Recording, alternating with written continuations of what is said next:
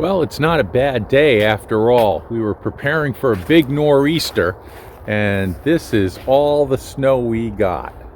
So it barely covers the grass. So looks like it's not going to be such a big deal. And so I'm heading out to the chicken coop to see how they're doing. But moreover, I think what I'm going to do is go inside. And even though it's a gray day, it's a good day to stay inside and find some seeds to put on the garden here and make ready for the next season. So let's do that.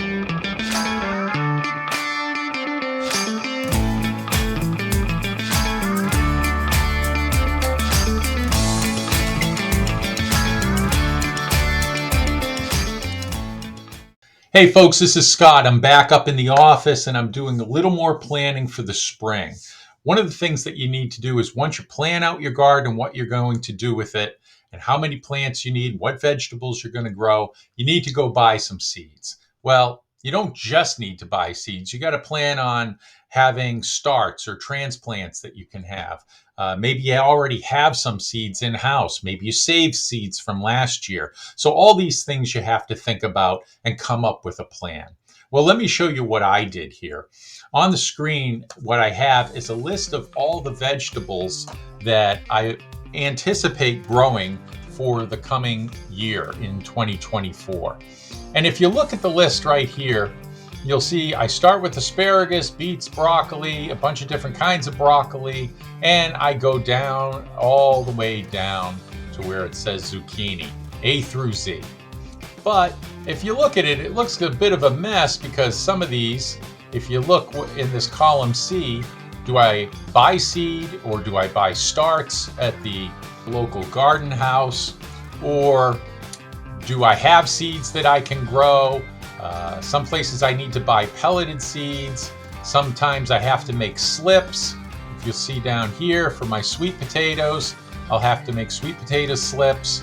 So some I'll have to seed them in the house and start to make my own plants to transplant. In addition, I got to figure out, here's what I just talked about, direct seeding. Asparagus, here's a perennial, so I don't need to do anything with that. That'll come up when it comes up. Here, I'm looking at making direct seeding or making transplants. And the other thing that I need to look at in my planning is who do I want to buy these seeds or starts from. Here I have Norse Farms. M.I. Gardner is someone that I'm looking at just this year. It appears their seeds are a bit cheaper, but I'm checking out the quality of them this year. I'm going to give them a shot this year. And you can see here they only cost $2 a packet. You know, compared to some other vendors, that looks like a pretty good deal. So we'll see how they work out. In addition, my local grower is Blue Moon. There's also Johnny's Select Seeds, which I've been purchasing from them for years, as well as other places that I get my seeds. So you got to figure out what you're going to do with all this information and how you're going to sort through it and collate it and figure out what to do first, because it all seems kind of daunting. So what I do is I put this information in a spreadsheet, and it's the same spreadsheet I generally have every year. So the vegetables don't change too much. I take away a few every year. I add a few every year. So this is generally pretty on target. So what I do is I go to the rows in the spreadsheet. I highlight them so that I can sort all the rows, and I will sort them first by whether or not I have to buy seeds, which you'll see here in column C. So I go up to sort, I do a custom sort, and I say, hey, take this whole selection I did and sort it on column C. And then I say, okay, and you see what happens. Column C is here, and it's in alphabetical order. For carrots, I want to buy pelleted seeds, and it looks like I'm getting those at Johnny's. And this is what the cost is per packet. And I usually buy one packet of each.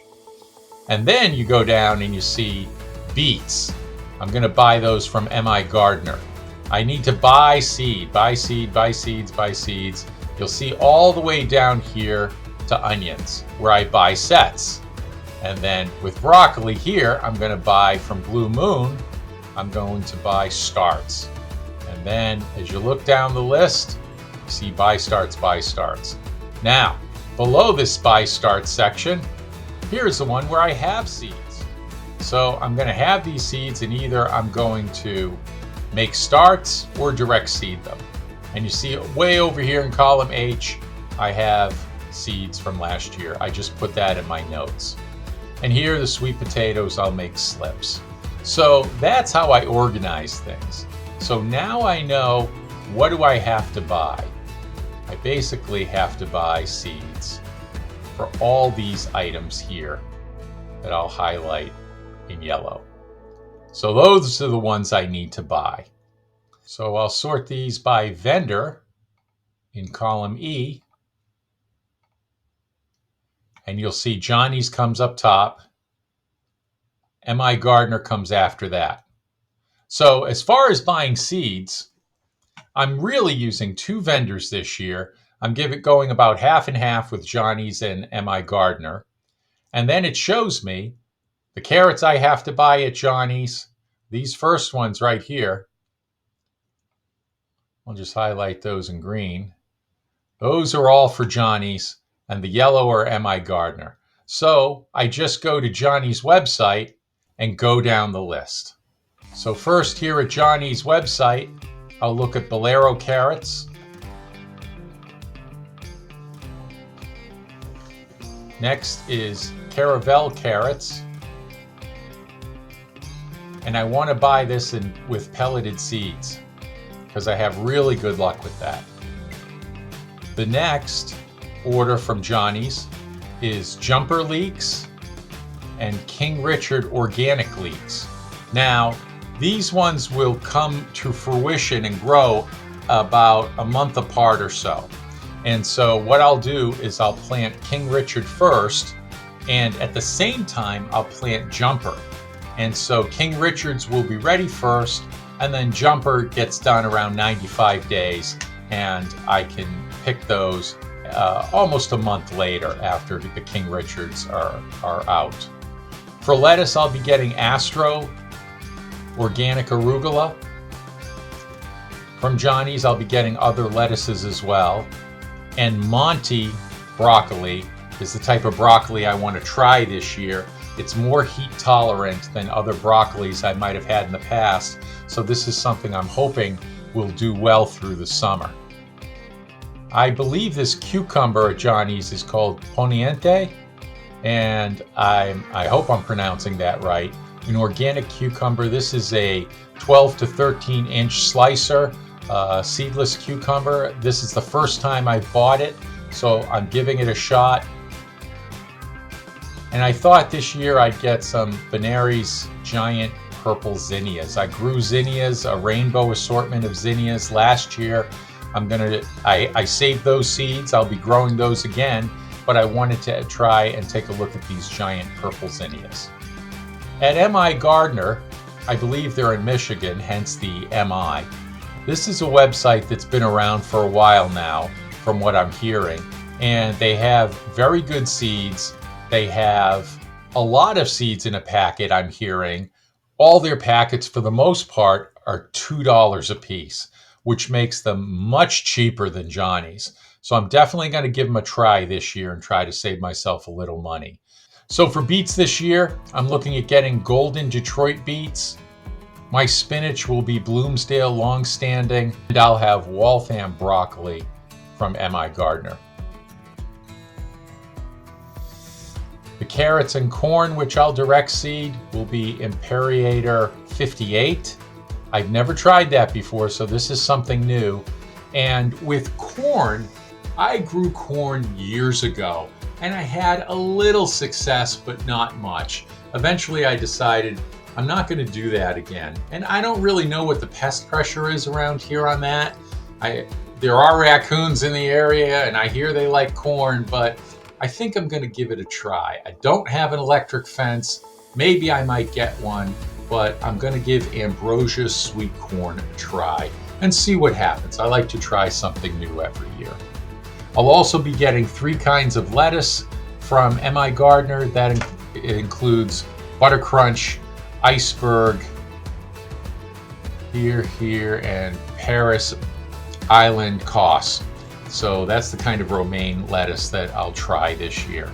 And that's all the seeds I really need to buy. Less than 20 packages of seed. I have some that I've saved. If you look down the list here, you can see this section. I have some seeds saved from last year. Bush beans, fennel, some flowers, nasturtiums, and zinnias. I grabbed a lot of seeds from those. In fact, right here in the office, I have some seeds here. I have my okra right here, some dill, which I'd like to, it's not on the list there, but I'm going to do that. And here is zinnias and nasturtiums. So I'm going to grow those.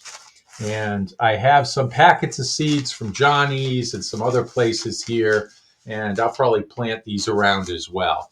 So if based on the planning that I did previously, if you saw my last video, I need more than just one packet of seeds, then I'll try another variety. So in this instance, I'm trying 3 different kinds of carrots this year. So I have Imperator 58, which I'm getting from M.I. Gardner, and then I have Bolero and Caravel, which I'm getting from Johnny's. So rather than just get one brand and try to do an extra long row of those, I'm trying 3 different types of carrots and see what happens with them, what stores well, what tastes better, all of those kind of things. So I like to experiment every year, as you know. Now, a bunch of these you'll see that I'll get as starts. In this area, Blue Moon is my go-to, although I do get some cucumbers from Cane's, which is a local grower as well. Blue Moon has this great organic farm set up, and they have some greenhouses there. They're starting to grow right now, and Patty does a great job up there. And I really want to promote the local growers and buy their product to help them succeed. So they'll be here for me in the years coming, and they'll also be here for other gardeners who start gardening as well. So I like to promote the local growers. So Blue Moon's my local go-to. So once I'm done buying starts, I also have some seeds that I can direct seed or just start planting early so I can transplant them later. You can see down here on the spreadsheet, I have bush beans. These are ones I've kept a bunch of nasturtiums, zinnias, okra. I have a bag of seeds, okra seeds here, and they are small seeds, but that's plenty, and that will do just fine. I also have my potatoes down in the basement. I'll have plenty left over that I can use as seed potatoes. I've seen a few sprouts on them already, so they'll be ready when the time comes. And as far as pumpkins, I saved a bunch of seeds from the sugar pumpkins that I had. And I'm getting such compliments on my squash that, and those compliments are coming from my wife. She loves it. It's the best she's ever had. So I saved seeds from those so I can hopefully do as well this year with the Waltham butternut squash. The sweet potatoes, I'm going to go to an organic grower locally and get some seed potatoes and let them sprout for a little while, and hopefully those will give me the slips that I need. So that's how I organize things so that I can figure out which seeds I need to purchase, transplants I have to make, what I'm going to buy at the greenhouse this year, and I organize it in the spreadsheet and sort it so it makes things easy for me. If you have even a little knowledge of spreadsheets, you can do this very easily yourself rather than going out and spending hundreds of dollars on software that does essentially the same stuff. I try to keep it simple and copy from year to year and keep things organized in that fashion. And it also helps me keep track of my costs as well. I hope you enjoyed this. I hope you learned something that you can use. This is Scott at the XFed Homestead. We'll see you next time.